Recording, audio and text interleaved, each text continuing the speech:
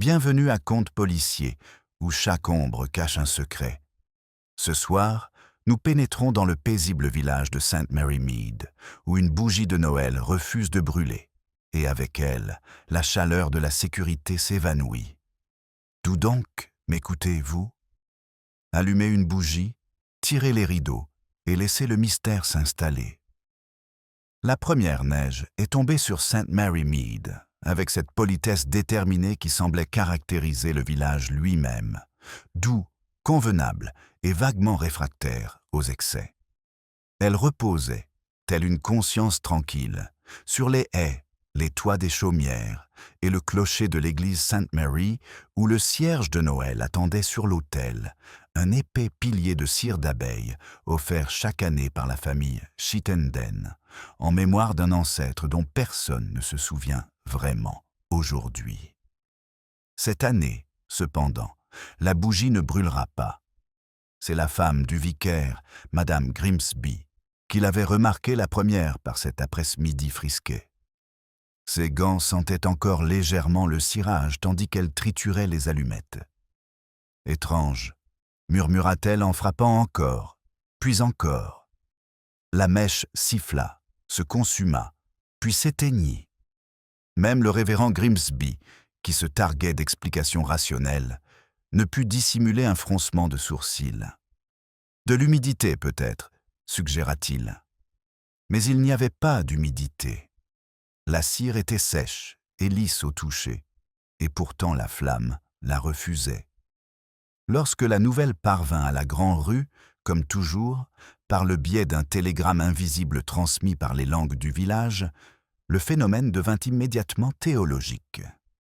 Madame Price Ridley déclara qu'il s'agissait d'un signe, sans toutefois préciser de quoi ni de qui. Mademoiselle Hartnell pensa à un sabotage, se souvenant que le jeune Dennis Hopper avait été aperçu flânant près de la sacristie après la répétition de la chorale. Et Madame Bantry, penchée confidentiellement au-dessus du comptoir de son épicier, murmura que de telles choses avaient des précédents, des présages, ma chère. Toujours un présage avant quelque chose de terrible. Le soir, le village avait échangé la curiosité contre l'inquiétude.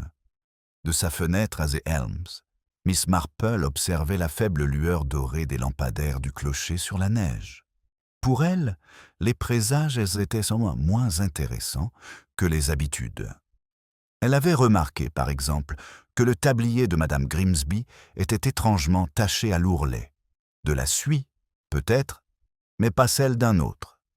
Et comment M. Chittenden, lorsqu'on avait parlé de la bougie à la poste, avait pris une curieuse teinte grise, marmonnant des histoires de famille qu'il valait mieux laisser de côté. Ces petites incongruités étaient comme des fils détachés dans une tapisserie dont le design n'était pas encore prouvé, mais qui suffisent néanmoins à tenter les doigts. Ce soir-là, les villageois se réunirent au presbytère pour la réunion annuelle de Noël. Un parfum de pain et de xérès emplissait le salon où Madame Grimsby avait disposé un gâteau aux graines, et un feu modeste brûlait derrière la garde en laiton. Pour un observateur non averti, c'était l'image même de la décence anglaise, même si Miss Marple savait que ce genre de décor était propice aux révélations. Madame Price Ridley mena la conversation avec son zèle moral habituel. « Il me semble, dit-elle, que le Seigneur retire sa lumière là où réside la méchanceté. Peut-être cette histoire de bougie est-elle un avertissement? Ou, murmura sèchement le colonel Melchett, un signe que nous utilisons une cire de qualité inférieure. Les rires voltaient à battaient comme des oiseaux timides. Mais sous-jacent, une tension planait, quelque chose d'inexprimé, presque personnel. Pourtant, dit Madame Bantry en baissant la voix, j'ai entendu dire que Frédéric, le fils de Chittenden, était rentré de Londres de manière plutôt inattendue la semaine dernière. Sa mère n'a plus été elle-même depuis. Les aiguilles de Miss Marple claquaient doucement sur ses genoux. « Oh, dit-elle, les réunions de familles à Noël peuvent être si délicates. » Personne ne remarqua que M. Chittenden lui-même n'avait pas assisté à la réunion. ni que les mains de Madame Grimsby tremblèrent légèrement chaque fois qu'elle remplissait une tasse. Le feu crépita, une horloge sonna, et dans ce doux bruit domestique, quelque chose sembla se retirer, comme si la pièce elle-même retenait son souffle. Alors que les invités commençaient à partir, le vicaire sortit pour aller chercher du bois. C'est lui qui le trouva le premier.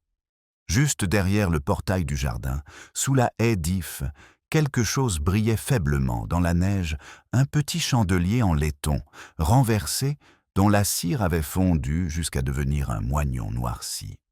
La mèche avait brûlé, mais seulement à moitié, et l'odeur qui s'en dégageait n'était pas celle de la cire d'abeille, mais celle d'une substance âcre et chimique. Quand Miss Marple le rejoignit, le vicaire était pâle. « C'est le cierge, » dit-il d'une voix faible. « Mais comment, au nom du ciel ?» Miss Marple se pencha, le regard perçant derrière ses lunettes argentées. « Peut-être, » dit-elle doucement. « Hâte, il déjà remplit son office. » Quelque part au loin, un chien aboya, puis le silence se referma sur St. Mary Mead comme la neige sur les secrets. Le vicaire tenait le chandelier comme s'il risquait encore de le brûler, bien que son métal fût désormais froid sous ses doigts.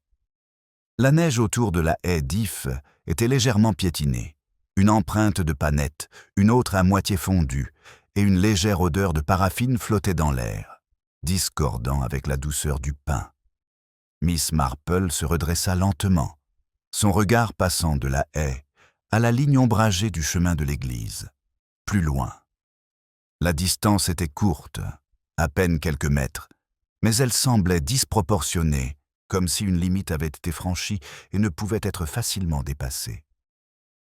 La bougie aurait dû être dans l'église, pas ici, murmura le vicaire. La voix de Miss Marple était douce, à moins, bien sûr, que quelqu'un ne souhaite la voir brûler là où moins de regards se tourneront vers elle. Elle n'en dit pas plus, et l'air nocturne ne semblait pas la troubler, bien que son châle fût fin et que son souffle fût perceptible dans le froid. Son esprit, si doux qu'il fût en apparence, traçait déjà de fines lignes invisibles entre la paraffine, la suie et le silence.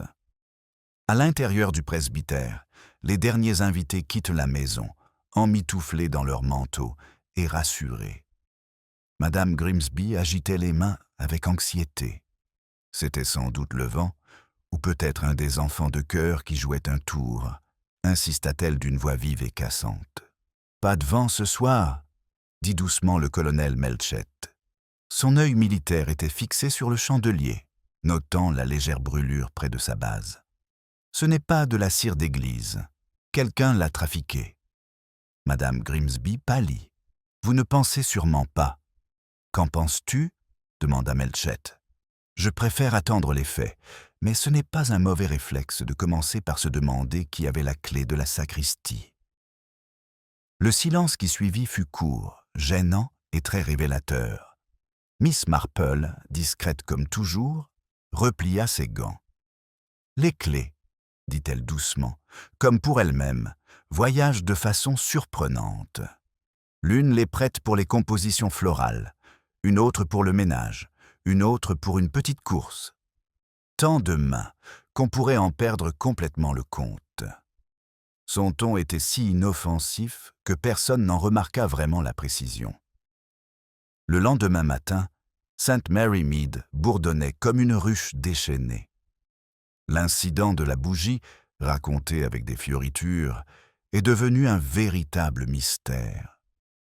Madame Price Ridley informa le boucher que la flamme avait brûlé en bleu avant de s'éteindre. Monsieur Symes, de la Poste, affirma que la bougie avait été creusée pour dissimuler des bijoux volés.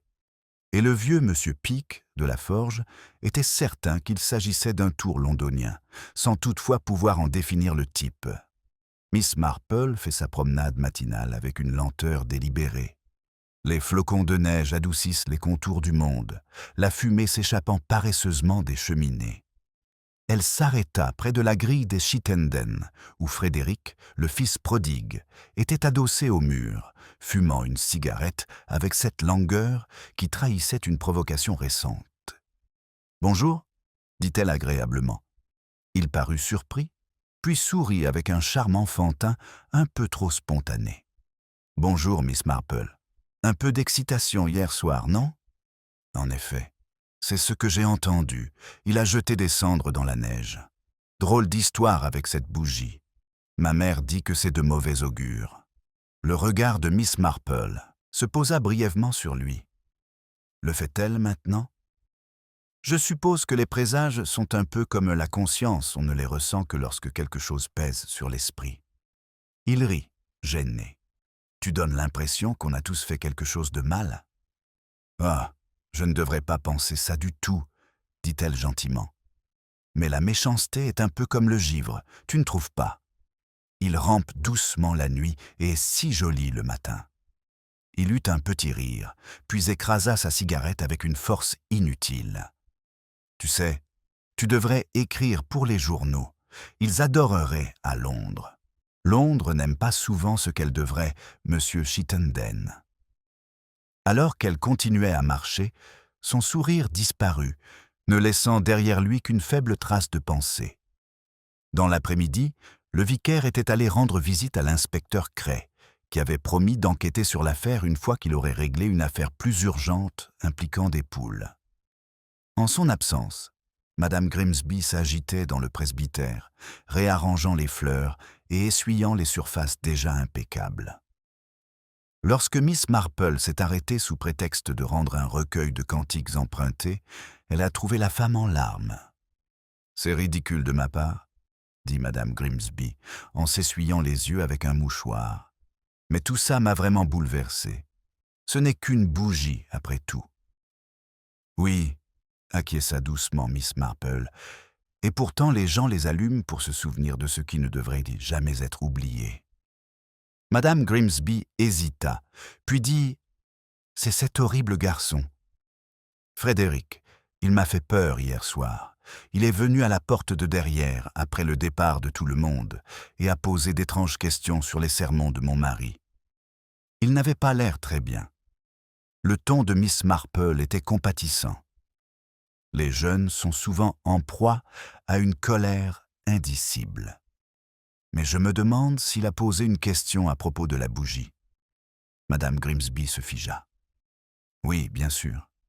Il dit quelque chose à propos du passé qui avait besoin d'être éclairé. » Miss Marple hocha lentement la tête, l'air serein. Quelle poésie de sa part! Dehors, la lumière déclinait. L'église se dressait silencieuse et vigilante face à la neige. Du clocher, un léger craquement résonna comme un soupir. Et dans la sacristie, bien que personne ne le remarquait encore, une tache de suie s'étendait sur le plancher, sombre, irrégulière, et dégageant une légère odeur de paraffine. Miss Marple s'arrêta devant le portail, son souffle embrumé. Un instant, son regard s'attarda sur le vitrail de l'église, où l'absence de la bougie laissait un vide dans le reflet. « Les apparences, se murmura-t-elle, sont un peu comme des bougies. La cire est toujours plus pure juste avant de commencer à brûler. » Le cimetière était presque vide lorsque Miss Marple le traversa ce soir-là, ses bottes imprimant de délicats croissants dans la neige fraîche. La fenêtre de la sacristie brillait faiblement de l'intérieur, non pas à la lueur d'une bougie, mais de la lueur plus soutenue d'une lampe à huile. À l'intérieur, le révérend Grimsby était penché sur la balustrade de l'autel, époussetant la suie du plancher avec la concentration d'un homme s'accrochant à la raison. Il se redressa en voyant son reflet dans la glace. « Ah, Miss Marple, vous allez me prendre pour un imbécile, j'imagine. Je m'attends toujours à une explication banale, et au lieu de ça, je me retrouve à épousseter des ombres. » Miss Marple entra, la porte se refermant avec un léger clic. Les ombres résistent plutôt bien à la poussière, je trouve. Elles s'accrochent aux endroits où la lumière a été absente trop longtemps. Le vicaire esquissa un sourire pâle. Ma congrégation commençait à murmurer des histoires de fantômes. Comme si le Tout-Puissant menait ses affaires à travers de la cire de mauvaise qualité et des chandeliers mal placé. Les murmures, dit Miss Marple, sont des choses très démocratiques, révérends. Ils servent à quiconque souhaite paraître savant. Il soupira. Alors peut-être devrais-je me préparer à une paroisse informée. Elle se pencha près de la tache noircie, ses doigts flottant à quelques centimètres au-dessus de la suie. « Je ne pense pas que ton fantôme porte un drap, tu sais. Plus probablement des bottes. » Il suivit son regard et fronça les sourcils. La faible trace d'un talon se dessinait dans la terre, étroite, pointue, presque délicate. Une chaussure de femme. Peut-être. Mais il ne faut pas se précipiter. Les apparences peuvent être terriblement trompeuses. Comme un bon sermon, elles dépendent entièrement de ce que l'on choisit de croire. Ses paroles se fixèrent dans l'air immobile. Dehors, le vent se levait faiblement, emportant le son du cordon de la cloche qui s'entrechoque contre le clocher. Au matin, l'inspecteur Cray avait fait son apparition. Un homme large, au visage bienveillant et aux manières plus adaptées aux vélos égarés qu'aux mystères. Sa présence rassurait certains et irritait d'autres. Il trouva Miss Marple en train de préparer au lit devant. « Alors, c'est vous, madame », dit-il d'un ton cordial. « Le colonel Melchett a dit que je vous trouverais probablement sous mes pieds. » Miss Marple sourit. « C'est l'endroit le plus sûr, inspecteur. Les gens baissent rarement les yeux lorsqu'ils sont convaincus de leur importance. » Il rigolait. « On dit que tu as un don pour ce genre de choses. » « Oh, je ne devrais pas dire talent. Observation, peut-être. Et de mémoire. Les villages sont des lieux très éducatifs.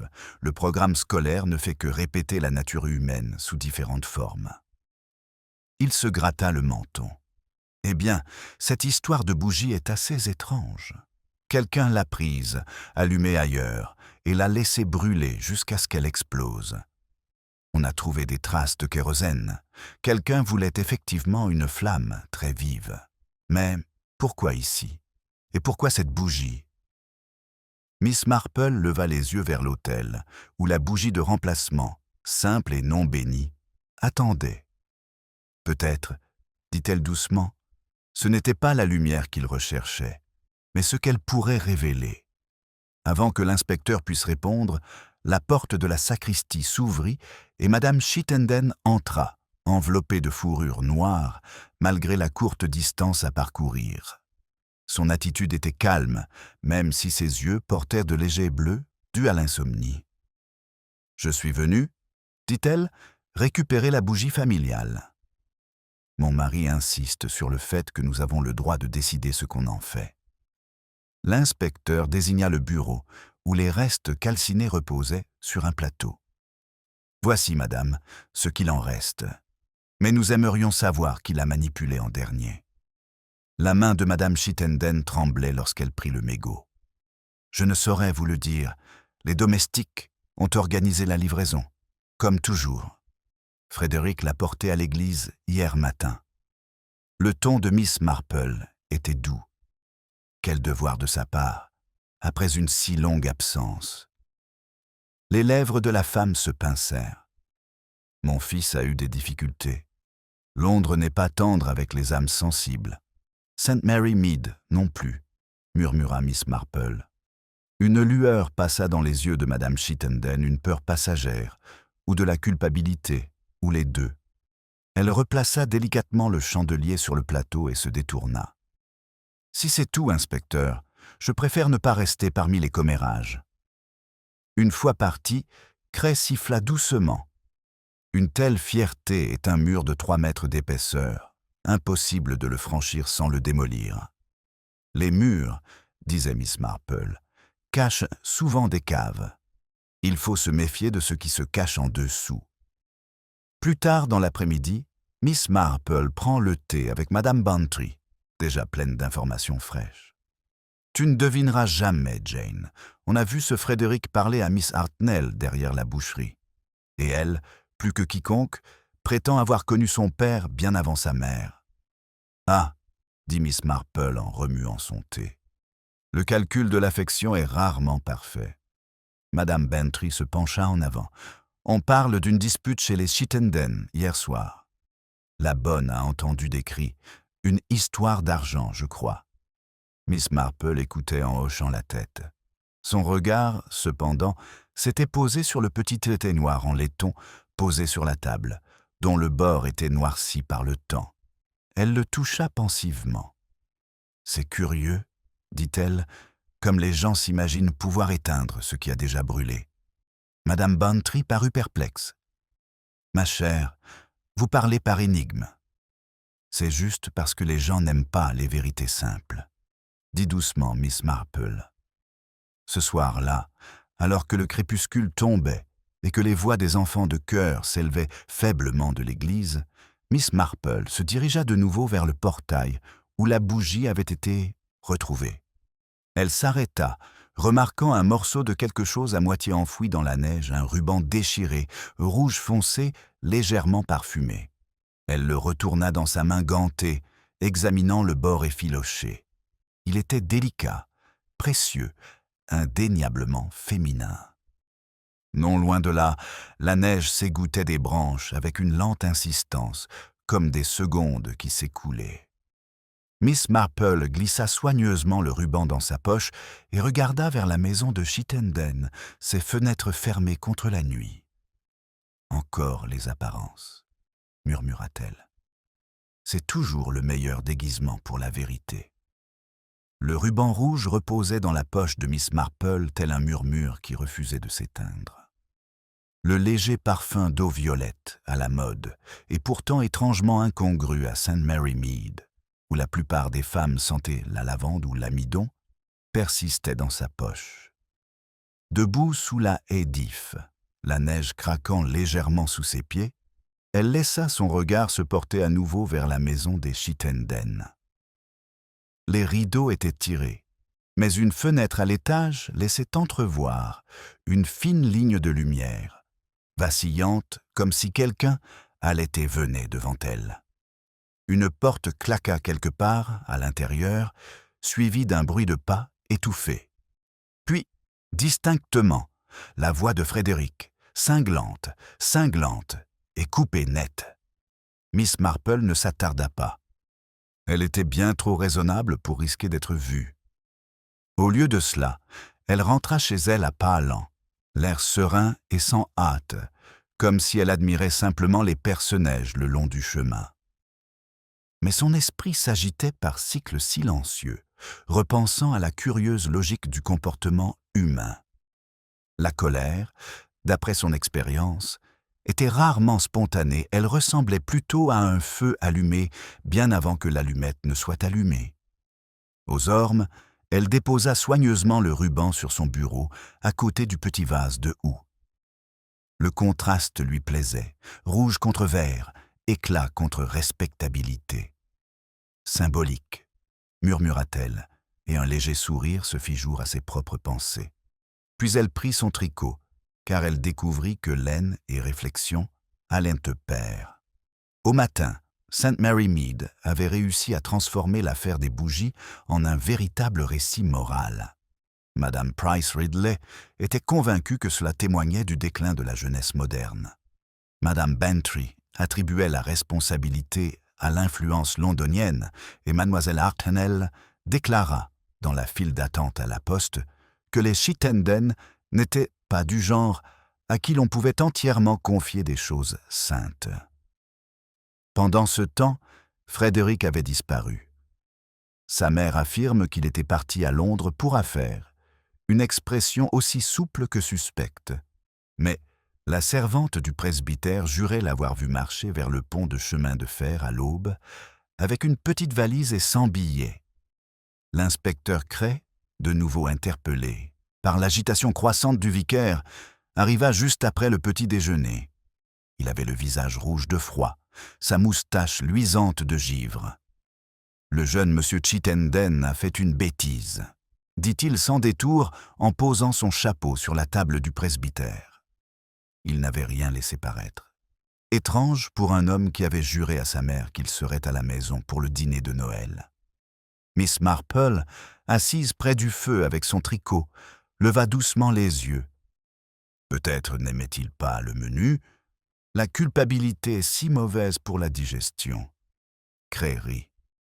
Tu crois qu'il était mêlé à cette histoire de bougie? Je pense, répondit-elle, que ceux qui fuient ont souvent peur d'être observés de trop près. Mais la peur ne signifie pas toujours culpabilité parfois, inspecteur. Seulement la connaissance. Avant qu'il puisse répondre, Madame Grimsby se précipita à l'intérieur, le visage pâle et tiré. « Révérend !» s'écria-t-elle. « Vous devez venir, le bedeau a trouvé quelque chose d'affreux dans le cimetière. » Ils la suivirent dans la neige, leurs bottes crissant sur le chemin gelé. Près du mur nord de l'église, juste derrière un groupe de pierres tombales négligées, le bedeau se tenait debout, désignant une plaque de neige tourbillonnée. En dessous, à moitié enterrée, gisait une petite boîte métallique, dont le couvercle était déformé par la chaleur. Cray s'agenouilla et l'ouvrit avec son canif. À l'intérieur se trouvaient les restes d'une sorte de papier brûlé, à en juger par son aspect carbonisé et émietté. Une légère trace de cire à cacheter fondue s'accrochait à un coin, du même rouge terne que le ruban que Miss Marple avait trouvé. « Des lettres, peut-être, » dit l'inspecteur. « Ou un journal. » Miss Marple se pencha. Quoi qu'ils fussent, quelqu'un voulait les faire disparaître. Et le feu, comme les ragots, est très efficace lorsqu'il est bien encouragé. Le vicaire fit un signe de croix discret. Qui apporterait de telles choses dans un cimetière? Le regard de Miss Marple s'attarda sur la boîte brisée. Quelqu'un qui avait pris une terre consacrée pour la sécurité, ou pour le repentir. Dans l'après-midi, la neige recommença à tomber, brouillant les contours et atténuant les preuves. Cray rapporta la boîte à la gare, promettant d'en faire examiner le contenu, tandis que le vicaire et sa femme rentraient à l'intérieur pour se préparer aux prières du soir. Miss Marple, cependant, continua sa lente promenade le long de la rangée de cottages, s'arrêtant discrètement là où Miss Hartnell était occupée à secouer son paillasson avec une vigueur inutile. « Bonjour, mademoiselle Hartnell, » dit-elle. « Journée éprouvante, je le crains. »« Absolument méchant, » fut la réponse. D'abord cette maudite bougie, et maintenant le garçon de Chittenden, disparaissant comme un criminel. Sa pauvre mère. Pourtant, j'ose dire qu'elle a l'habitude des excuses. Miss Marple sourit doucement. Vous parlez comme si vous la connaissiez bien. Pas intimement, bien sûr. Mais je me souviens d'elle, avant son mariage, avec une certaine vivacité, si l'on peut dire. Et son mari n'était pas vraiment romantique. Tout s'est passé très soudainement, je me souviens. Certains disaient que c'était la conscience qui avait précipité le mariage.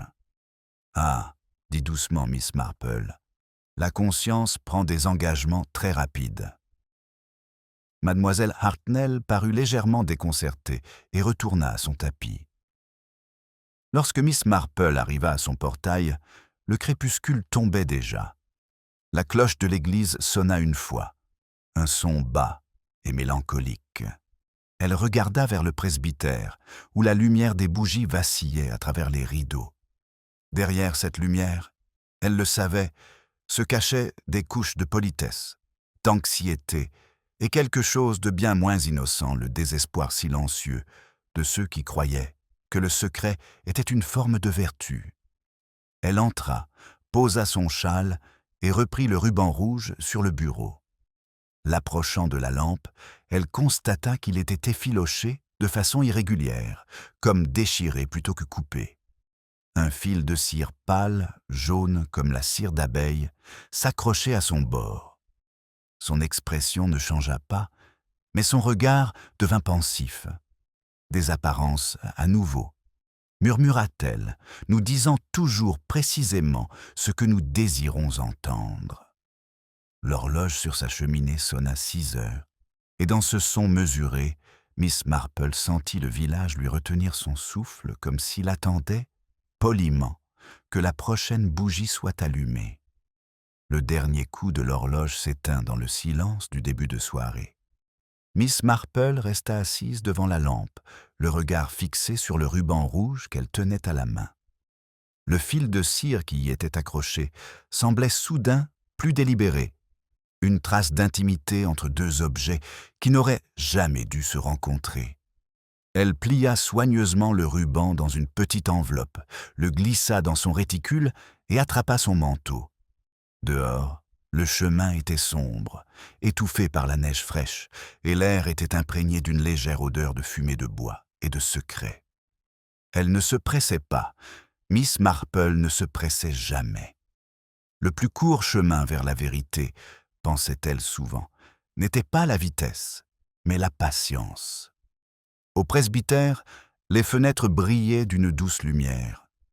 À l'intérieur, Madame Grimsby arrangeait des partitions de cantiques, tandis que son mari tentait de persuader une horloge maladroite de sonner à l'heure.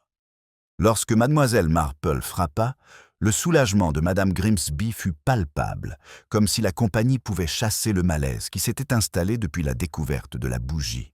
« Ma chère Miss Marple », dit-elle, essoufflée, en l'invitant à entrer. « Vous resterez pour le thé, n'est-ce pas ?» Le révérend est devenu pâle à cause de tous ces désagréments.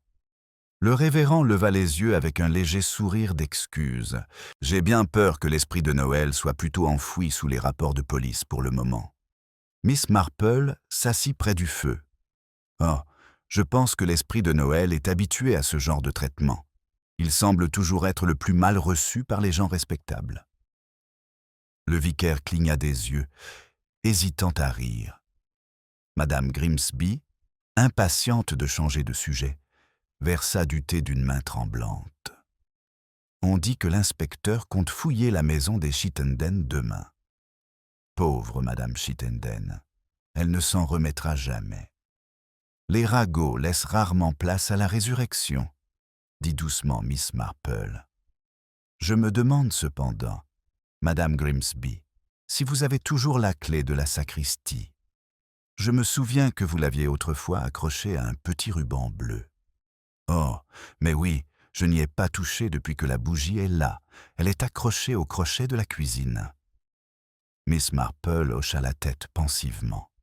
C'est tellement tentant, n'est-ce pas, de prêter une clé, surtout à quelqu'un en qui on a une confiance absolue. Madame Grimsby hésita. « Eh bien, oui, Monsieur Chittenden l'a demandé brièvement vendredi pour inspecter la nappe d'autel. Sa famille, vous savez, est très exigeante quant à la présentation. Je n'y ai pas prêté attention. Bien sûr que non. » Le ton de Miss Marple était doux, mais son regard se posa sur la tasse de thé tremblante de la femme. Ce sont les petits gestes de confiance qui ouvrent souvent les plus grandes portes. Avant que l'un ou l'autre puisse répondre, un coup sec retentit à la porte. C'était l'inspecteur Cray, les épaules couvertes de neige. Son expression était inhabituellement grave. « Bonsoir, révérend. Mademoiselle Marple, il y a du nouveau. Le portier de la gare signale que Frédéric Chittenden a acheté un billet, mais seulement pour Much Barton.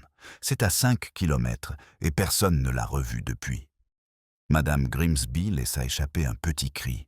« Oh mon Dieu, vous pensez qu'il l'est ?» Cray leva la main. « Trop tôt pour le dire, mais j'ai vu des hommes chercher du bois près de la rivière. Sa valise a été retrouvée près du sentier, vide. On dirait qu'il voulait rencontrer quelqu'un. » Miss Marple remuait son thé. Le bois et l'eau sont des confidents si pratiques. Ils ne répètent jamais un mot. L'inspecteur soupira. « Vous avez un côté poétique, madame. Pourtant, s'il y a eu un acte criminel, je parie qu'il a commencé dans cette église. » Après son départ, le silence revint au presbytère, rompu seulement par le faible tic-tac de l'horloge obstinée. Miss Marple se leva, remercia ses hôtes et s'enfonça de nouveau dans la nuit. Des flocons de neige flottant paresseusement à la lueur des lampadaires, tandis qu'elle se dirigeait vers l'église. Elle entra discrètement, ses pas étouffés sur la pierre usée. L'odeur de cire et de cirage persistait, mêlée à une odeur plus forte, celle d'un tissu brûlé. Elle descendit l'allée, ses yeux s'habituant à la faible lueur de la lampe du sanctuaire, jusqu'à atteindre la balustrade de l'autel. Là, près de la base du pupitre, elle remarqua une tache sur la pierre, légèrement rouge, presque invisible sur le fond gris. Elle se pencha. Ce n'était pas de la cire cette fois, mais du rouge à lèvres, une petite trace laissée par inadvertance par le bord d'un mouchoir, peut-être, ou le coin d'un gant. « Eau violette », murmura-t-elle, retrouvant le parfum du ruban. « C'est très curieux. » Un bruit de pas rompt le silence. La voix de Madame Chittenden résonna dans la nef. « Miss Marple ?» J'ai cru entendre quelqu'un. Miss Marple se redressa et se retourna avec un calme parfait. « Ma chère Madame Chittenden, comme c'est assidu de votre part d'aller à l'église si tard. » L'expression de la femme était réservée. « Je suis venue prier. Il faut s'accrocher à la décence quand on est entouré de scandales. » « En effet, » dit Miss Marple en joignant les mains. « Et certains trouvent la prière plus efficace lorsque la lumière est tamisée. » Madame Chittenden rougit. « Vous insinuez quelque chose, Miss Marple. J'espère que vous ferez attention à ce que vous suggérez. »« La suggestion, » dit Miss Marple avec douceur, « est comme la flamme d'une bougie que la vérité éteint facilement, si l'on peut supporter le courant d'air. » Madame Chittenden la fixa un instant, puis se retourna brusquement et se dirigea vers la porte, ses talons heurtant la pierre par de brefs bruits furieux. Lorsque l'écho s'éteignit, Mademoiselle Marple resta là, contemplant à nouveau la tache sur le pupitre. La bougie, le ruban, les lettres brûlées, le fils disparu, tout cela semblait désormais moins être des événements isolés que les éléments d'un même motif délibéré. En sortant, l'air froid la frappa au visage. De l'autre côté du cimetière, la maison des Chittenden se profilait pâle sous la neige, une fenêtre encore éclairée d'une lumière jaune et solitaire. Quelque part derrière cette vitre, pensa Miss Marple, quelqu'un racontait une innocence déjà usée par la peur. Et au loin, faible mais distincte, une cloche d'église émettait un seul coup, non pas l'heure, mais quelque chose de plus ancien, de plus profond, presque humain. L'écho de la cloche s'était à peine estompé que Miss Marple s'engagea à traverser le cimetière. La neige s'était épaissie en une chute régulière, voilant pierres tombales et empreintes de pas, comme si la nuit, elle conspirait en secret. La lumière jaune de la maison de Chittenden brillait faiblement à travers le flou blanc, constante mais vigilante, tel un œil qui refuse de se fermer. Lorsqu'elle atteignit son portail, son châle était couvert d'une poussière argentée. Elle s'arrêta un instant sous la lumière du porche pour le secouer, puis entra dans les ormes, avec son calme habituel. Sur la table d'entrée se trouvait un mot, glissé sous la porte, sans signature, juste un bout de papier plié portant quelques mots écrits d'une écriture brouillonne et pressée. Ne lui fais pas confiance. Elle a menti à propos de la bougie. Miss Marple le regarda avec une légère curiosité, comme si de tels avertissements faisaient partie intégrante de la correspondance villageoise. L'écriture était incertaine, peut-être dissimulée, mais le choix du pronom l'intéressait davantage que le message lui-même. Son pas, lui, à St. Mary Mead.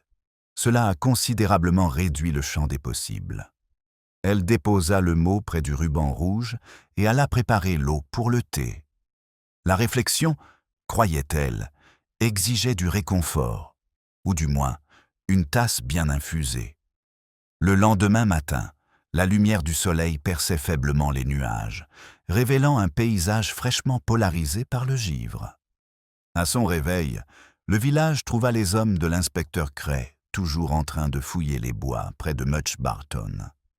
Leur rapport était décourageant, aucun signe de Frédéric Chittenden, aucune trace qui n'ait été recouverte par la neige. Chez l'épicier, les conversations étaient déjà funèbres. « Il est mort, celui-là », déclara Madame Price Ridley en ramassant ses tranches de bacon avec une satisfaction vertueuse. « Écoutez-moi bien, on le retrouvera dans la rivière. » C'est toujours le cas. Mademoiselle Hartnell n'était pas d'accord. Il se cachait probablement à Londres. Ces artistes disparaissent au moindre soupçon de responsabilité. Miss Marple, discrètement debout derrière eux avec son panier, sourit faiblement. « C'est vraiment dommage, » observa-t-elle, « que la responsabilité disparaisse si rarement en retour. » Lorsqu'elle quitta la boutique, la ruelle grouillait de spéculations. Même le boucher avait son opinion, et on entendit le vicaire marmonner que les sermons pouvaient difficilement rivaliser avec le scandale. Seule Miss Marple semblait insensible à la fièvre des ragots. Elle se dirigea vers la résidence des Chittenden, l'air plus serein que jamais, malgré ses yeux brillants d'une intention calme.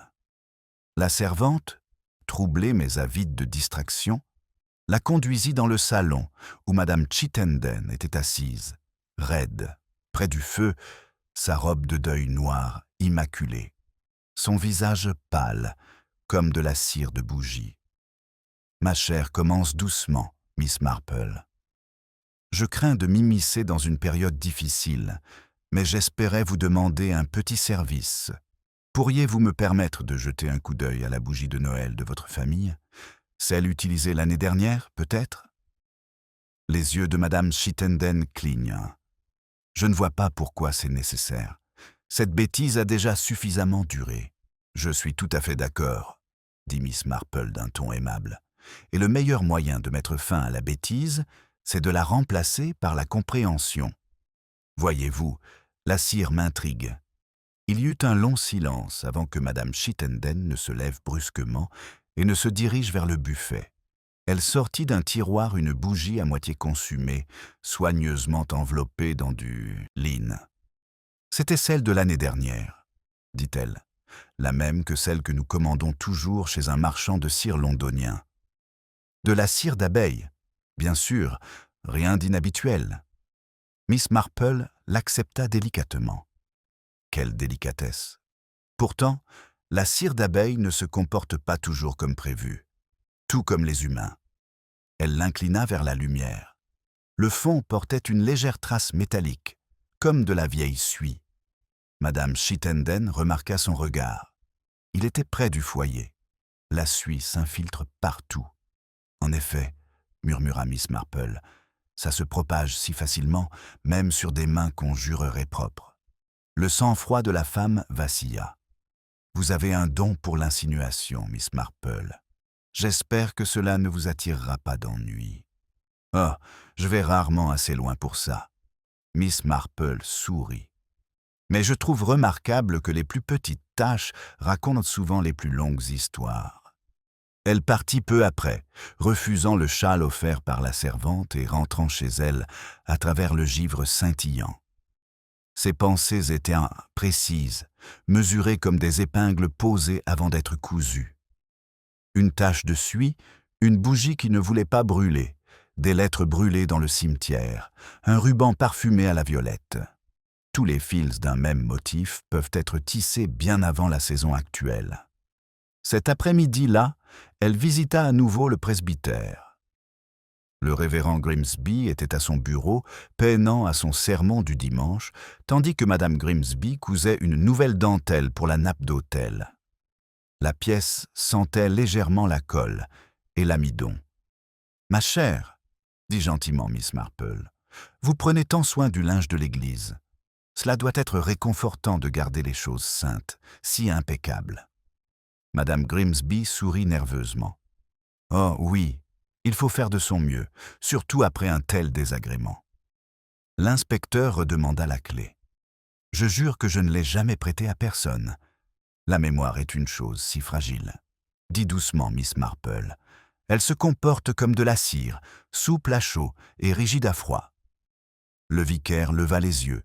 « Pensez-vous, mademoiselle Marple, que quelqu'un voulait profaner l'autel, que c'était un blasphème?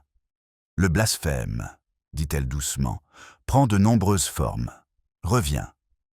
Certains brûlent des églises, d'autres mentent simplement à l'intérieur. » L'horloge sur la cheminée sonna 4 heures. Miss Marple se leva et lissa ses gants. « Je ne voudrais pas vous empêcher de faire votre sermon. Les gens ont parfois plus besoin de réconfort que de vérité. Lorsqu'elle sortit, l'air était redevenu âcre. L'église était silencieuse, son clocher noir se détachant sur le ciel rougeoyant. Pourtant, une fenêtre brillait faiblement dans la sacristie, là où la lampe du vicaire aurait dû être éteinte depuis longtemps. Miss Marple marque une pause, observant. Une silhouette s'avança derrière la vitre mince, pressée, indéniablement féminine. La lumière baissa, puis s'embrasa à nouveau. Elle se tourna vers le cimetière, son souffle se transformant en brume dans le froid. Quelque part dans cette faible lueur, quelqu'un tentait une fois de plus d'allumer ce qui ne devait pas brûler. La faible lumière de la sacristie tremblait dans le crépuscule naissant. Miss Marple se tenait immobile près du porche, à moitié dissimulée sous son châle sombre, l'air si froid qu'il lui mordait les doigts à travers la laine. À l'intérieur de l'église, la silhouette s'avança de nouveau, vive, posée et solitaire. Puis, tout aussi soudainement, la lumière s'éteignit. Elle attendit. Un instant plus tard, la porte latérale s'ouvrit en grinçant, et une femme en sortit, refermant la capuche de sa cape contre le vent. Le geste était familier par sa contenance, trop maîtrisé pour être innocent. Miss Marple n'aperçut qu'un bref aperçu de son profil en passant sous la lanterne de Madame Grimsby. La femme du pasteur marchait d'un pas rapide, ses bottes laissant des traces nettes sur le chemin qui menait de l'église au presbytère. D'une main, elle tenait un petit paquet enveloppé dans du papier kraft, serré contre son manteau. Miss Marple la suivit à distance mesurée, restant dans l'ombre. Lorsque Madame Grimsby atteignit son portail, elle s'arrêta, jeta un coup d'œil par-dessus son épaule, ce genre de regard qui trahissait plus la peur que la prudence, et disparut à l'intérieur. Miss Marple se retourna vers l'église, l'air pensif. Une étincelle de curiosité avait germé et se transformait tranquillement en une détermination plus grande. À l'intérieur, l'air était chargé d'une odeur de fumée de bougie. Ses yeux s'habituèrent lentement à l'obscurité, révélant une petite flaque de cire fondue sous le pupitre encore chaud, au bord doux. Elle se pencha et la toucha légèrement. Le résidu était fin et lisse, pas du tout de cire d'abeille. Quelque chose d'altéré, de frelaté. Encore du kérosène, faible mais indéniable. Un bruit de bottes résonna derrière elle. « J'aurais dû me douter que vous seriez là, Miss Marple », dit l'inspecteur Cray, en franchissant la porte avec un sourire qui masquait à peine l'inquiétude. « Le vicaire m'a dit que vous fouinez. Quelle dangereuse habitude. Seulement pour ceux qui ont quelque chose à cacher, » répondit-elle agréablement. Il jeta un coup d'œil autour de lui. La femme du pasteur était là il y a à peine 10 minutes. « Je l'ai vue partir. »« Oui, » dit doucement Miss Marple. Elle semblait travailleuse. L'inspecteur fronça les sourcils. « Vous pensez qu'elle est impliquée ?»« Je crois, » dit Miss Marple. « Qu'elle a peur de quelqu'un qui l'est. Il y a une différence. » Cray s'agenouilla près du pupitre, tapotant la cire. « Encore du kérosène. Comme avant. Quelqu'un a fait des expériences. Avec la lumière, » murmura Miss Marple. « Ou avec la force avec laquelle la vérité peut brûler avant d'être remarquée. » L'inspecteur se redressa, perplexe. « J'aimerais que vous parliez franchement, madame. La plupart du temps, je n'arrive pas à savoir si vous résolvez un meurtre ou si vous récitez les Écritures. »« Peut-être les deux, » dit-elle en souriant faiblement. Lorsqu'ils sortirent, la neige avait recommencé, douce et incessante. Le village était recouvert d'un voile pâle et les lampadaires de la grande rue brûlaient comme des ors ternes à travers la brume. Tandis qu'ils marchaient vers le presbytère, le ton de Cray devint prudent. « Nous avons trouvé quelque chose près de la rivière, » dit-il. « Un manteau. Pour homme, de bonne qualité, avec les initiales FC brodées dans la doublure. Mais personne. » L'expression de Miss Marple ne changea pas. L'eau garde rarement ce qu'on lui donne. Elle préfère rappeler plutôt que rendre. Il la regarda de travers. Tu ne crois pas qu'il s'est noyé? Oh, la noyade est une façon très efficace d'être mal comprise, dit-elle. Non, inspecteur. Je pense que M. Frédéric Chittenden a été persuadé de disparaître pour d'autres raisons. Au presbytère, Madame Grimsby ouvrit la porte. Ses yeux s'écarquillèrent en les voyant tous les deux, et un léger tremblement traversa ses doigts avant qu'elle ne se calme. « Inspecteur, Mademoiselle Marple, y a-t-il du nouveau? »« C'est possible, » dit Cray. « On pourrait entrer ?» Le salon était chaleureux, mais étouffant, chargé d'une odeur de cirage et de nervosité. Le paquet de papier Kraft que Miss Marple avait aperçu avait disparu, même si une légère trace de suie marquait le bord de la cheminée. Madame Grimsby dit doucement Mademoiselle Marple. « Vous étiez à la sacristie, il y a à peine une demi-heure. Le vicaire ignorait votre mission. Pourriez-vous me demander ce qui vous occupait ?» Les joues de la femme se colorèrent brusquement. « J'étais en train de faire le ménage. On avait tellement parlé que j'aurais aimé arranger les choses. » Miss Marple inclina la tête. Quelle attention! On se demande pourtant ce qui nécessitait un emballage en papier Kraft pour être nettoyé correctement. Le silence qui suivit fut délicat, comme du verre, étiré. Puis les épaules de Madame Grimsby s'affaissèrent. « C'était la vieille nappe d'autel, » murmura-t-elle. « Tache de suie, je crois. Je ne supportais pas que l'inspecteur la voie et pense... Eh bien, pense à ce que tout le monde semble penser. » Cray croisa les bras. « Et qu'est-ce que c'est, madame?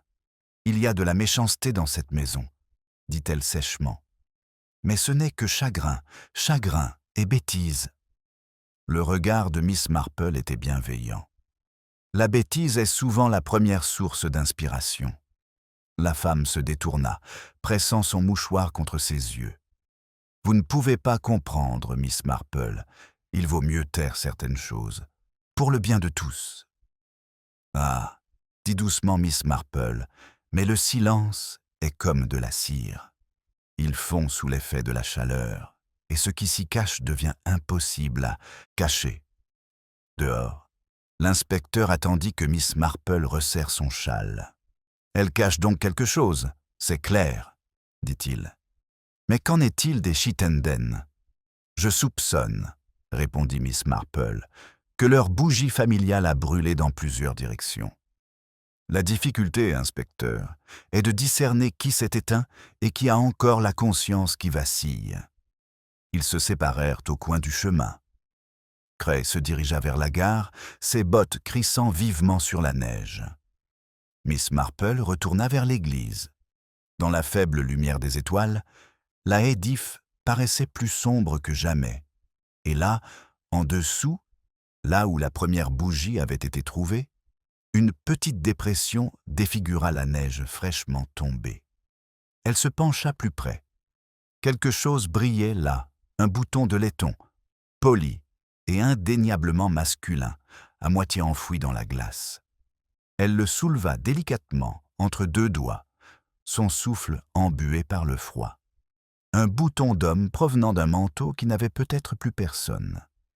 Miss Marple regarda vers la rivière, dont le cours noir était à peine visible, au-delà des arbres. Quelque part, au-delà de ce silence, la vérité se mouvait silencieusement, attendant d'être découverte. Le bouton de laiton brillait faiblement dans la paume de Miss Marple, tel un îlot d'or au milieu du givre blanc. Elle le tourna vers la lumière de sa lanterne et remarqua les initiales gravées dessus, F.C. La neige environnante était intacte, à l'exception d'une légère marque où quelque chose, ou quelqu'un, s'était agenouillé. La symétrie précise de la marque la troublait. On se déplace rarement avec autant de précision sous l'effet de la peur ou de la passion. Elle glissa le bouton dans sa poche et se redressa lentement. La rivière, derrière la haie, murmurait faiblement, cachée par les arbres, son courant lent sous une fine couche de glace. Le regard de Miss Marple s'attarda un instant avant de se tourner vers le village. La cloche de l'église sonna un seul et lointain glaçon, non pas celui du temps, mais celui de l'écho. Au matin, St. Mary Mead en était au stade des spéculations fébriles. Le manteau près de la rivière, le fils disparu, la femme du vicaire dans la sacristie, chaque fragment de vérité était devenu une histoire à part entière. Chez l'épicier, Madame Price Ridley prétendait avoir aperçu une silhouette fantomatique vêtue d'un manteau sombre près du porche de la poste Mademoiselle Hartnell, affirmait avoir senti de la paraffine sur les gants de Madame Grimsby. Même le boucher avait commencé à vendre des saucisses mystères, destinées, disait-il, à ceux qui aiment le danger au petit déjeuner. Miss Marple, qui trouvait tous ces développements profondément instructifs, passa la matinée à tricoter tranquillement au coin du feu. Comme à son habitude, son regard se portant de temps à autre sur la petite enveloppe contenant le bouton. Lorsque l'inspecteur Cray arriva, après avoir épousseté son manteau, elle l'accueillit avec du thé et la politesse qui précède généralement les bêtises. « J'ai entendu dire, dit-elle doucement, que vous n'avez trouvé aucun autre signe de M. Chittenden. » Il secoua la tête.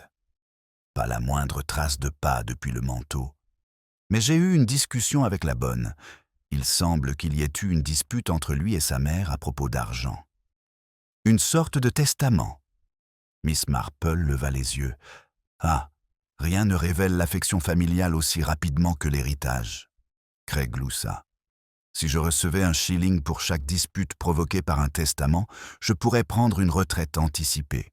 Mais il y a autre chose. La femme du pasteur prétend avoir vu une lumière près de la rivière tard hier soir. Elle dit qu'elle a cru à un reflet. Peut-être quelqu'un qui a rencontré le garçon. Comme elle est consciencieuse, murmura Miss Marple. Madame Grimsby a toujours eu une foi touchante dans la propreté des âmes comme dans celle du linge. L'inspecteur l'a observée. « Tu crois qu'elle couvre quelqu'un ? » ?»« Oh, je ne couvre pas, » dit-elle pensivement. « Je range simplement. » Après son départ, Miss Marple s'habille pour une promenade. Elle traversa la pelouse, où des enfants construisent un bonhomme de neige avec un chapeau de prêtre, et se dirigea vers la maison des Chittenden. Les stores étaient tirés pour se protéger du froid. On la conduisit au salon, où Madame Chittenden était assise à un bureau, l'encre tremblant légèrement, tandis que sa plume griffait le papier. « Ma chère Madame Chittenden, » dit Miss Marple, « comme vous êtes industrieuse. Des lettres pour Londres, à cette heure-ci, peut-être. » La femme se raidit. « À mon avocat, j'ai des affaires à régler en l'absence de mon fils. »« Comme c'est raisonnable, » dit Miss Marple. « Il faut toujours se préparer à la joie, comme à la déception. J'espère que votre mari approuve. »« Mon mari est malade, » répondit sèchement Madame Chittenden. « Il préfère éviter les sujets désagréables. » Miss Marple la regarda avec douceur. Quelle attention de sa part. Le deuil peut être un hôte si exigeant. Quelque chose vacilla dans le sang de la femme. « Tu le crois mort ?» dit-elle soudain. « Tout le monde le pense. Mais ils ont tort. Je pense rarement à quelque chose jusqu'à ce que cela insiste pour être pensé, » dit doucement Miss Marple. « Mais j'ai trouvé ceci près du cimetière. » Elle posa le bouton en laiton sur le bureau. Madame Chittenden le fixa, puis détourna le regard. « Ça ne veut rien dire. »« Oh, au contraire, » dit Miss Marple. « Les boutons sont très révélateurs. Ils sont attachés à nous jusqu'à ce que, soudain, ils disparaissent. » L'autre femme se leva brusquement. « Ça te plaît, n'est-ce pas, de scruter le chagrin des autres ?»« Ma chère, » dit Miss Marple avec une gentillesse sincère. « Le chagrin, comme la cire, prend la forme de son contenant. Ce n'est pas la faute du moule si la forme est laide. » Pendant un long moment, aucun des deux ne parla. Puis, au prix d'un effort visible, Madame Chittenden reprit sa place. « Mon fils faisait des erreurs, » dit-elle enfin. « Mais il n'était jamais méchant. Il voulait de l'argent, c'est tout. Il disait avoir trouvé un moyen d'en obtenir, et que personne n'en souffrirait. Quel idiot! Le regard de Miss Marple était fixe. Et pourtant, quelqu'un l'a fait. Les lèvres de la femme s'entr'ouvrirent en signe de protestation, puis se refermèrent. Lorsque Miss Marple prit congé, Madame Chittenden ne lui tendit pas la main. Dehors, la neige s'était transformée en grésil. Le chemin menant à l'église luisait, humide et irrégulier, les pierres tombales telles des dents noires dans le crépuscule. En passant le portail, Miss Marple s'arrêta pour observer une faible lueur et croisa son regard près de la haie où la bougie avait été trouvée. Un morceau de tissu flottait au vent, accroché à une épine. Elle le détache. C'était de la laine noire, lourde et grossière, du genre utilisé pour les manteaux ecclésiastiques. Près d'un coin, une trace de paraffine, faible mais indéniable, était visible. Ses sourcils se haussèrent légèrement. « Eh bien, dit-elle doucement, même les bergers, semble-t-il, ne sont pas toujours à leur place. » Du côté du presbytère parvinrent le faible bruit d'une dispute, la voix tendue de Madame Grimsby, le grondement plus profond de la réponse de son mari et le claquement sec d'une porte. Miss Marple se tourna vers le bruit, l'expression indéchiffrable. La respectabilité, pensait-elle, était un vêtement fragile une fois déchiré, qu'aucun cirage ne pouvait réparer. Le vent tourna, emportant avec lui un son lointain de la cloche de l'église, une longue note, basse et tremblante, comme une confession murmurée trop tard. Le faible son de la cloche résonna dans la soirée, se dissolvant dans la neige fondue tel un soupir trop las pour finir. Miss Marple s'arrêta devant la grille du presbytère, la main posée sur le loquet de fer froid. De l'intérieur, plus aucun bruit, plus aucune dispute, plus aucun pas, seulement un silence qui semblait presque délibéré, comme si les murs eux-mêmes retenaient leur souffle. Elle entra sans frapper. Curieusement, la porte d'entrée était déverrouillée. Une légère odeur de pétrole flottait dans le couloir, mêlée à une odeur plus ancienne, celle des recueils de cantiques humides et des bougies éteintes. Dans le salon, la lampe brûlait faiblement. Madame Grimsby se tenait près de l'âtre, le visage détourné. Une tasse de thé cassé gisait sur le tapis, et un filet de thé liquide foncé, ou quelque chose de plus, s'était infiltré dans le tissu. Elle sursauta en entendant la voix douce de Miss Marple. « Ma chère Madame Grimsby, j'espère ne pas vous déranger. » La femme se retourna, son sang-froid ne se brisant qu'une seconde. « Mademoiselle Marple, je ne vous ai pas entendu entrer. Mon mari est allé à l'église. Il a pensé qu'une veillée pourrait peut-être apporter la paix. »« Quel devoir !» dit doucement Miss Marple. « On se demande toutefois pour qui ?» Madame Grimsby tressaille. « Vous parlez comme si chaque bonne action comportait un péché. »« Oh non, » dit Miss Marple, « seulement pour certaines raisons. » Elle se rapprocha du feu, se réchauffant les mains. « Tu as été très courageuse hier soir en visitant seule la sacristie. Ça a dû être un travail froid. » La femme retint son souffle. « Qui vous a dit ça ?»« Personne, » dit Miss Marple avec douceur. « Mais la cire laisse des traces, même quand la neige n'en laisse pas. » La main de Madame Grimsby se porta à sa gorge. « Je faisais le ménage, comme je l'avais dit. »« Bien sûr, » dit Miss Marple, comme pour acquiescer. « Nettoyer est un acte tellement moral, vous ne trouvez pas ? Cela permet de se sentir juste tout en effaçant ce que les autres pourraient remarquer. » Il y eut un silence. La femme du pasteur fixait le feu. « Tu ne comprends pas, » murmura-t-elle enfin. « Je voulais juste aider. » Il me supplia, disant que c'était la dernière chose qu'il demanderait. Le sac à tricot de Miss Marple pendait discrètement à son bras, ses doigts parcourant le bord du morceau de laine noire qu'elle avait trouvé. « Puis Frédéric, » dit-elle doucement. « Il est venu vous voir après la dispute. » Madame Grimsby s'est affalée dans le fauteuil. « Oui. Il tremblait comme un enfant. Il disait que sa mère voulait le détruire, qu'elle avait trouvé des lettres, la preuve de quelque chose que j'ignore. Il m'a supplié de le cacher, de parler au révérend pour lui. Mais mon mari a refusé. Il a dit qu'il fallait laisser le scandale s'éteindre de lui-même. Sa voix se brisa. Et c'est ce qui arriva. Le regard de Miss Marple était fixe. « Vous l'avez aidé à se rendre à la sacristie ?» La femme hocha légèrement la tête. Il passa la nuit là. Je lui apportai à manger et une couverture. Il dit qu'il partirait avant l'aube. Mais quand je revins le lendemain matin, il était parti et la bougie avait été réduite en cendres. « Ah !» dit doucement Miss Marple. « Alors peut-être que ça brûlait plus que de la cire. » On frappa à la porte, sec et officiel. L'inspecteur Cray entre, les bottes mouillées, l'air grave. « Mademoiselle Marple, Madame Grimsby. Désolé de vous déranger, mais il y a du nouveau. Nous avons trouvé quelque chose en aval.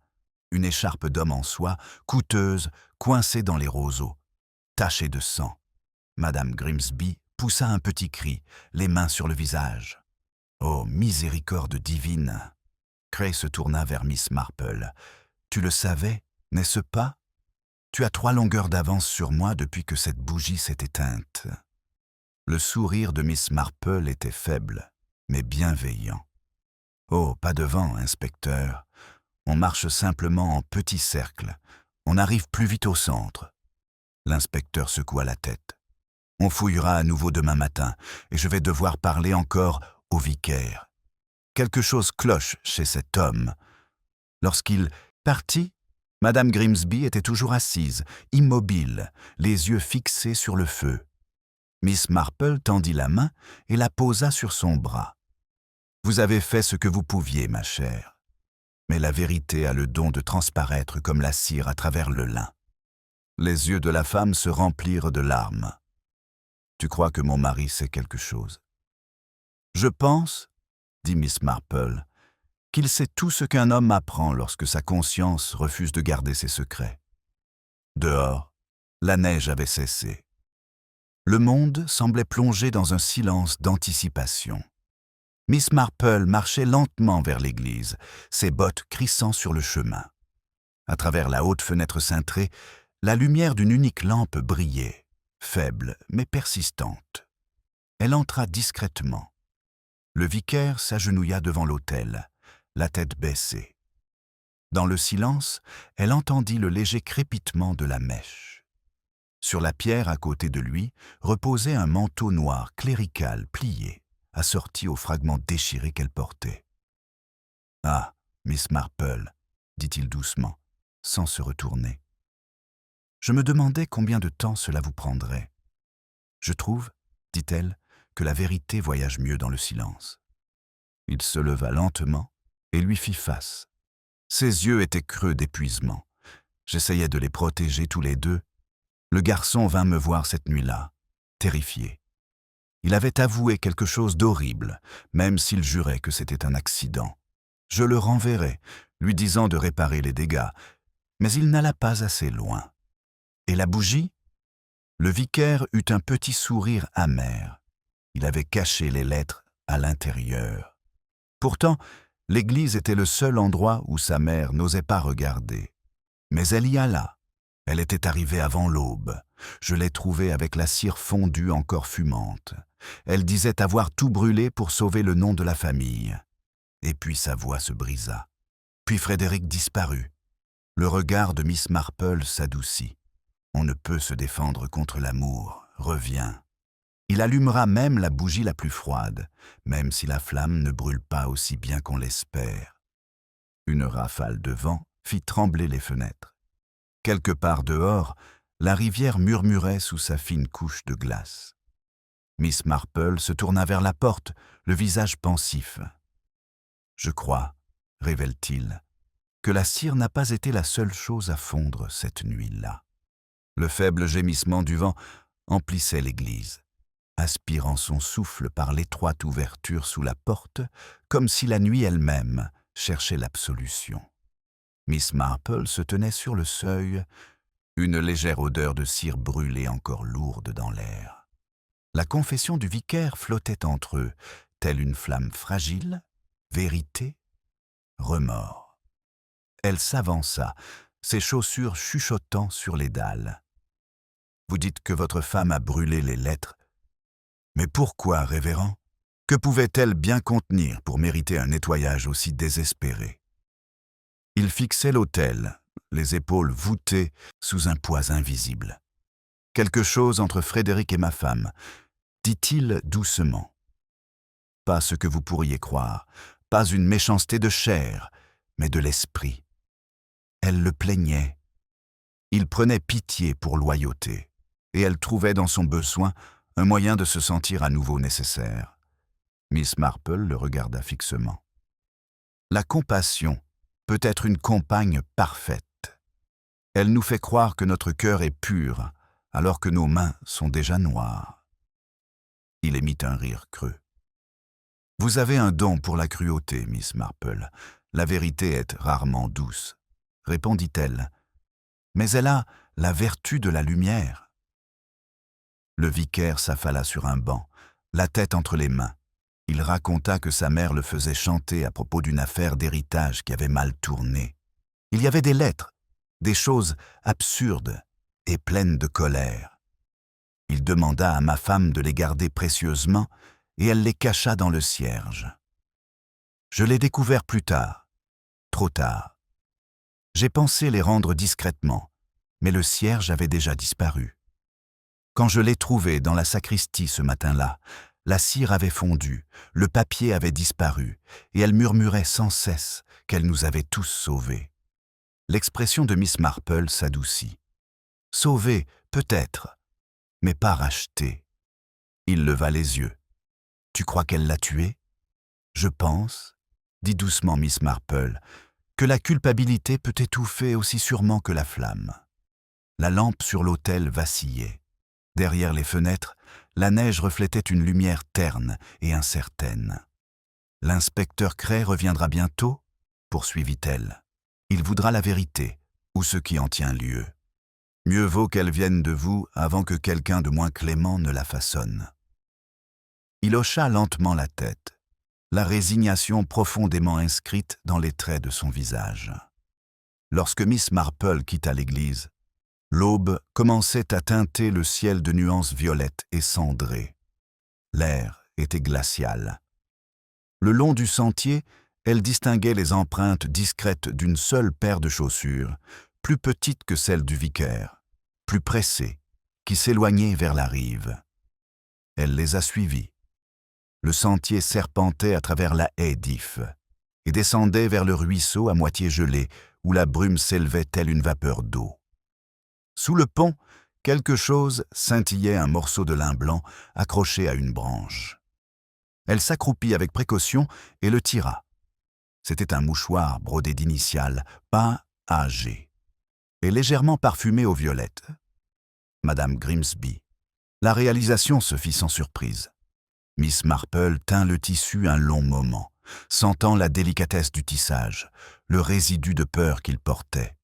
Au-dessus d'elle, un oiseau surgit des roseaux, dispersant une poignée de flocons de neige dans l'eau. Elle se redressa lentement, l'air indéchiffrable. Puis, en se retournant, elle aperçut Madame Grimsby en personne, debout en haut du chemin, pâle comme l'aube derrière elle. « Alors vous l'avez trouvé ?» dit doucement la femme du vicaire. Miss Marple inclina la tête. « Vous devez avoir très froid, ma chère. » Les yeux de la femme brillaient fiévreusement. « Froid ? Je n'ai pas eu chaud depuis cette nuit-là. » Il tremblait. Miss Marple tremblait de peur. Il disait qu'il avait tout gâché, que sa mère le verrait en prison. Je lui ai dit que je l'aiderais, que je pourrais arranger les choses. Et il m'a regardé. Oh, quelle gratitude! Mais quand la bougie a pris feu, il a essayé de m'arrêter. Je voulais seulement l'effrayer, le faire avouer. Puis il a trébuché. Il y avait tellement de fumée. Ses mains se tordaient bagne comme du linge essoré. Il était parti avant même que je m'en aperçoive. La rivière l'avait emporté. Le Seigneur devait avoir voulu le punir. La voix de Miss Marple était très basse. Le Seigneur punit souvent ceux qui confondent dissimulation et foi. Les larmes montèrent aux yeux de Madame Grimsby. Je pensais que le feu les purifierait. Je pensais que si personne ne savait, Miss Marple lui toucha doucement le bras. Le problème avec les secrets, ma chère, c'est qu'ils demandent un entretien constant. Comme des bougies, ils se consument jusqu'à s'éteindre, laissant derrière eux des ténèbres. Du chemin parvint le bruit lointain de la voiture de l'inspecteur Cray. Le crissement des sabots sur le givre se rapprochait. Madame Grimsby regarda dans cette direction, prise de panique. « S'il vous plaît, Miss Marple, laissez-moi d'abord lui parler. Mon mari ne doit pas souffrir pour ce que j'ai fait. » Miss Marple hocha gravement la tête. « Alors, parlez franchement. La vérité, vous le constaterez, est plus légère à porter que la culpabilité. » Lorsque Cray les rejoignit, la femme avait repris cette dignité sereine qui avait autrefois pris la forme d'une vertu, mais qui lui servait désormais d'armure. Elle avoua à voix basse et tremblante, ses paroles flottant comme une vapeur dans l'air froid. L'inspecteur prit des notes d'un air sombre, jetant de temps à autre un coup d'œil à Miss Marple comme pour obtenir une confirmation silencieuse. Lorsqu'il emmena enfin Madame Grimsby vers la voiture qui l'attendait, Mademoiselle Marple resta près de la rivière. Les premières lueurs du jour mirent la fine couche de glace, reflétant dans leurs reflets les formes floues de l'église et du village, à la fois immobiles, inchangées et pourtant, d'une certaine manière, transformées à jamais. Un mouvement près du pont attira son regard.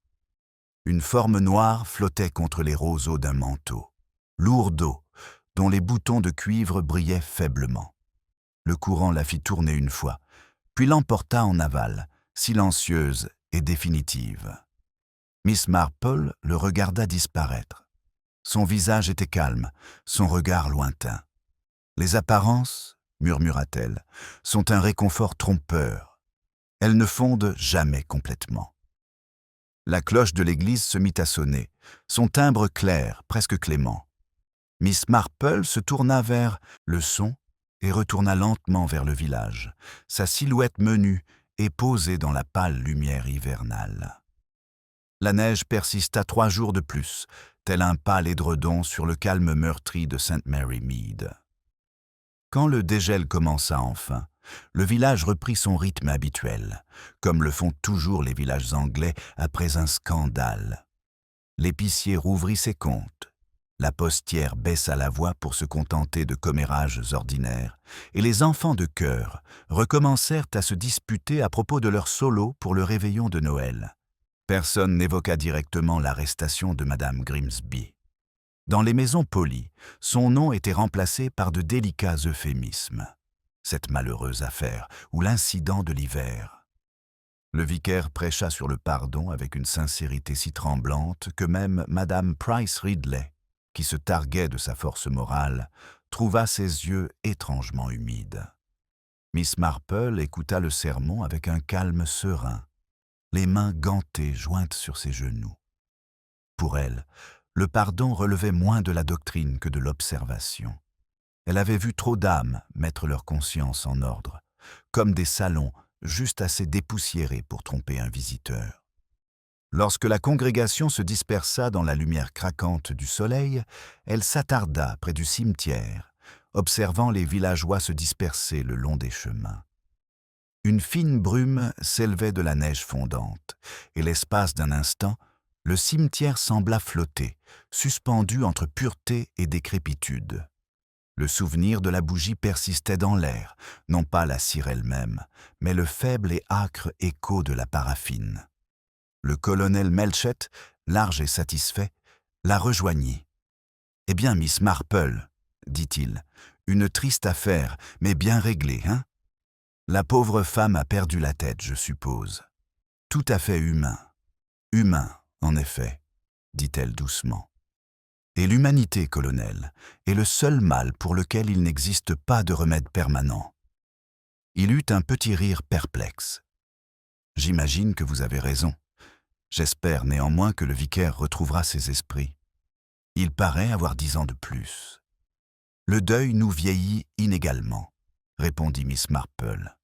Certaines lignes sont plus profondes que la peau. Elle le quitte à la porte, ses pas posés sur le chemin fondant. L'air sentait légèrement la terre humide, premier indice du printemps. Pourtant, sous cette odeur, elle crut percevoir le fantôme de quelque chose de brûlé, quelque chose qui avait un jour tenté de briller trop fort et avait été consumé. Plus tard, dans l'après-midi, elle reçoit la visite de l'inspecteur Cray. Il se tenait maladroitement dans son salon, chapeau à la main, ses bottes laissant des traces d'humidité sur le paillasson. « Je voulais juste vous prévenir, madame, qu'ils ont retrouvé le garçon. » En aval, près du barrage. Plutôt paisible, tout compte fait. Miss Marple inclina la tête, ses aiguilles à tricoter toujours en mouvement. La paix est rarement aussi belle qu'on l'imagine. Mais je suis heureuse que la rivière ait rendu ce qui lui était dû. Il remua, mal à l'aise. Chose curieuse pourtant.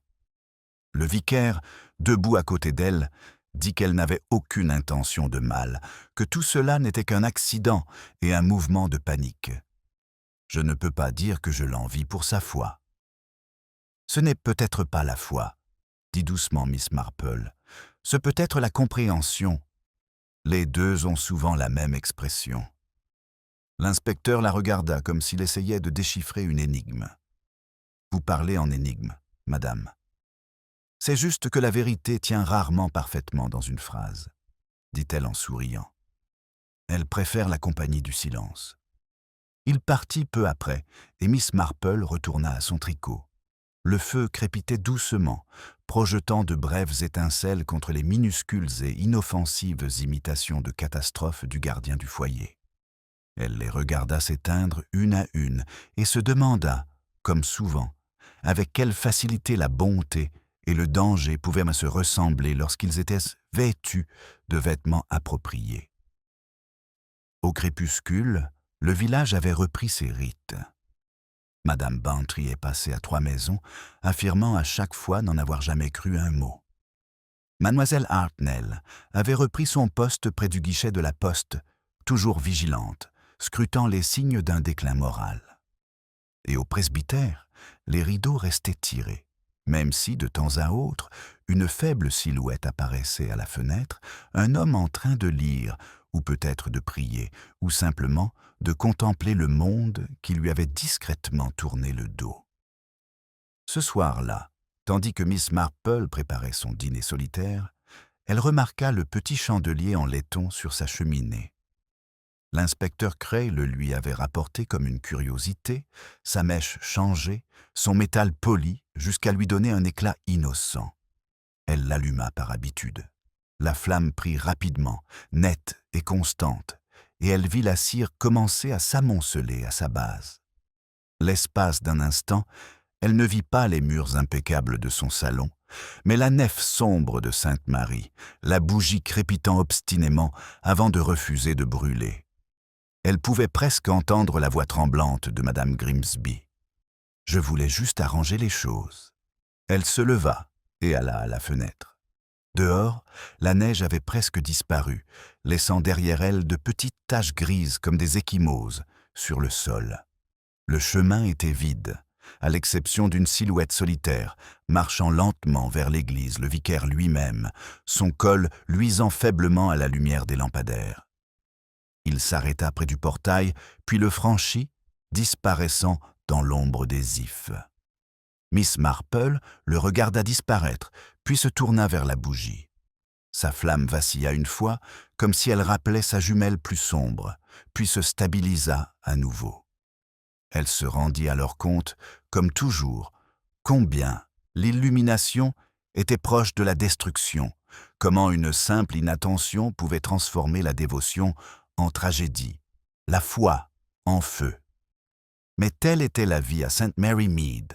La cire se renouvelle chaque année, la même flamme se rallumait, les mêmes leçons poliment oubliées, jusqu'à ce que la prochaine occasion les exige. Elle tendit la main pour éteindre la bougie, s'arrêtant juste assez longtemps pour voir le filet de fumée s'élever et disparaître à la lumière de la lampe. Le léger parfum de cire d'abeille persistait, pur, intact et fugace. Puis elle sourit, faiblement et sans joie, et se rassit dans son fauteuil. Dehors, les premières étoiles apparurent au-dessus des champs dégelés, pâles et dignes comme de bonnes intentions. Au presbytère, une cloche sonna doucement pour la prière du soir, et le village, l'entendant, reprit son calme. Miss Marple ferma les yeux, le son s'estompant dans le doux rythme de sa respiration. La lumière de la bougie trembla, puis se stabilisa comme si elle ne voulait pas oublier ce qu'elle avait vu.